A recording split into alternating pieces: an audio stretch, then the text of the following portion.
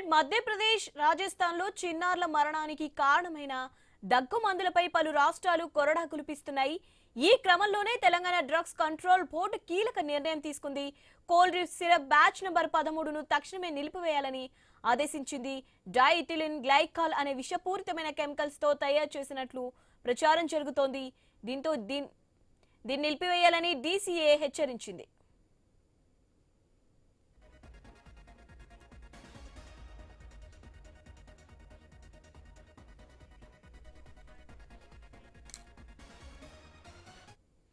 Right Madhya Pradesh రాజస్థాన్లో చిన్నారుల మరణానికి కారణమైన దగ్గు మందులపై పలు రాష్ట్రాలు కొరడా గులిపిస్తున్నాయి. ఈ క్రమంలోనే తెలంగాణ డ్రగ్స్ కంట్రోల్ బోర్డు కీలక నిర్ణయం తీసుకుంది.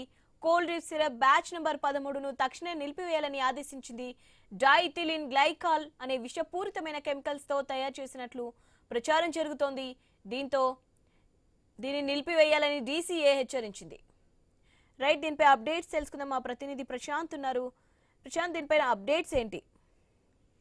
శివాని, ఇటు చిన్నపిల్లల మరణాలకు కారణమవుతున్నటువంటి పలు డ్రగ్స్ ని ఇప్పటికే తెలంగాణ రాష్ట్ర ప్రభుత్వం బ్యాన్ చేసింది. అందులో ముఖ్యంగా రాజస్థాన్, మధ్యప్రదేశ్, ఉత్తరప్రదేశ్ లాంటి రాష్ట్రాలలో చిన్నపిల్లల మరణానికి కారణమైనటువంటి దగ్గు సిరప్, కాఫ్ సిరప్ ను తెలంగాణ రాష్ట్రము డ్రగ్ కంట్రోల్ ఆఫ్ ఇండియా సంయుక్తంగా తెలంగాణ రాష్ట్రంలో బ్యాన్ చేస్తూ కొద్దిసేపటి క్రితమే ఉత్తర్వులు జారీ చేసింది. ఉత్తర్వులకు సంబంధించి ఇక్కడ గతంలో పిల్లల మరణాలకు కారణమైనట్టు కూడా నిజ నిర్ధారణ కావడంతో ఆ డ్రగ్ ను ఇక్కడ కూడా ఇటీవల కాలంలో ఇటు కరోనా తర్వాత సెకండ్ కరోనా వేరియేషన్ తర్వాత ఈ చాలా మంది కూడా వాతావరణ మార్పులకు అనుగుణంగా రాయాల్సిన సిరప్లు కాకుండా హెవీ డోస్ సిరప్స్ రాయడము, అదేవిధంగా ఈ యొక్క పిల్లల మరణాలకు కారణమవుతుంది. దాంతో ఇటు డాక్టర్లు అటు ఫార్మా కంపెనీలు బ్యాన్ చేయక ముందుకే రాష్ట్ర ప్రభుత్వం మేలుకొని చిన్నపిల్లల మరణాలను అరికట్టడంలో భాగంగా ఈ యొక్క డ్రగ్ ను కంట్రోల్ చేస్తున్నట్లు మనకు కొద్దిసేపటి క్రితమే అధికారికంగా ఉత్తర్వులు జారీ చేశారు. ఇక ముందు